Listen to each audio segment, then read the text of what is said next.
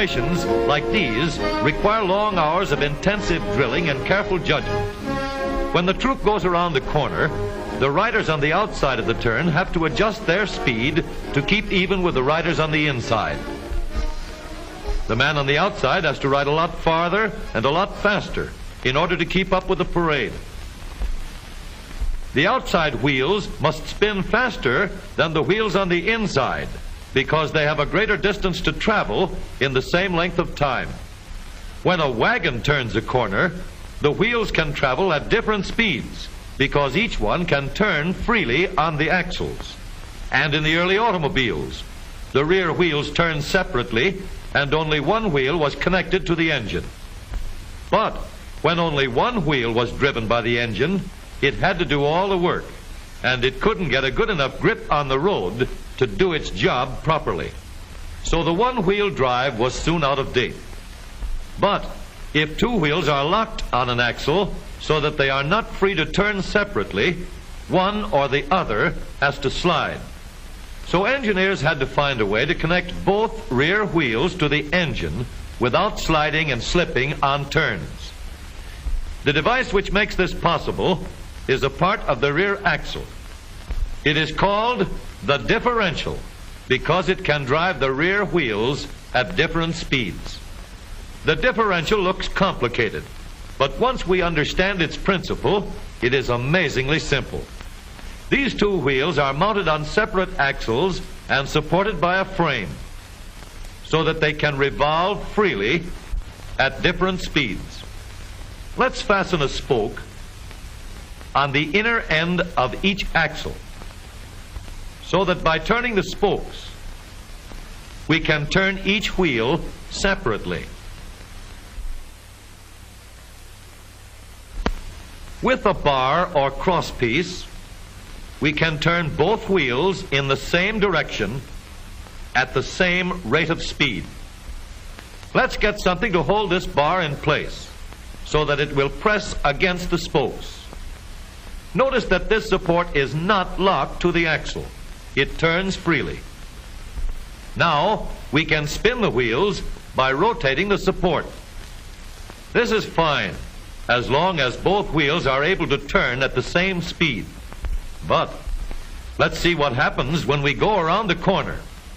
With this arrangement, we cannot drive one wheel faster than the other. And if we stop one wheel, the other wheel won't budge. Let's put this bar on a pivot so that it can swing in either direction.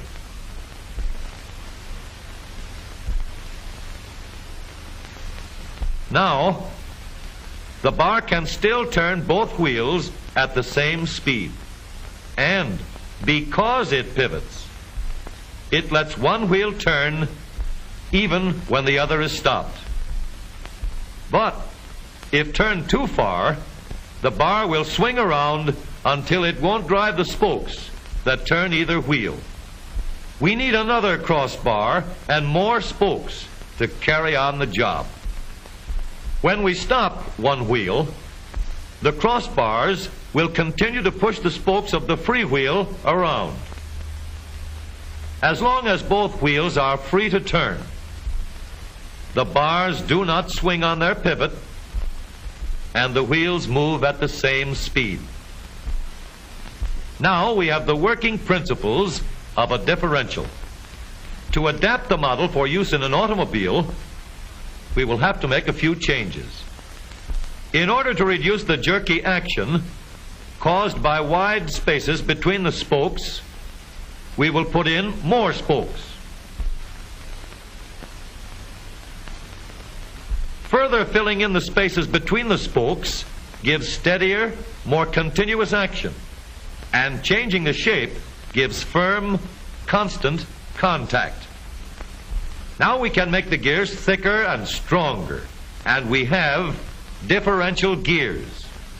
The edges are cut so that they will fit together more smoothly and silently, and another gear is added to share the work of driving the axles. The principle is the same. In order to turn the support and drive the wheels, we can fasten a large gear here, connected by a smaller gear to a source of power.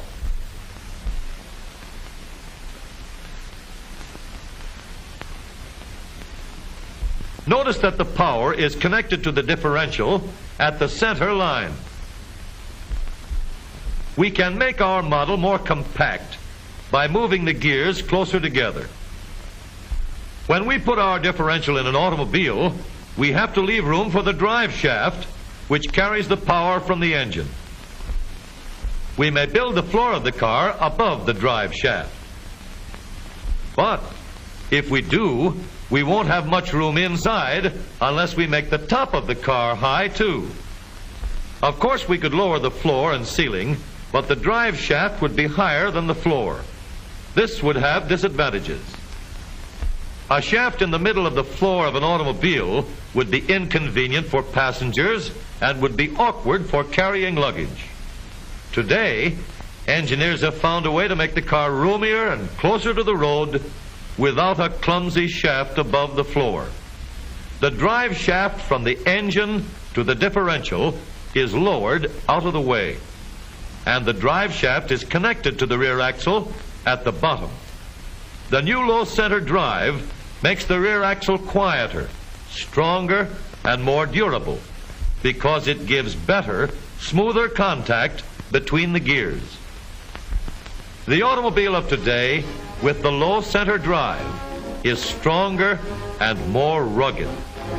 Every part of the rear axle has been built to withstand strains far greater than it will ever meet on the straightaway or around the corner.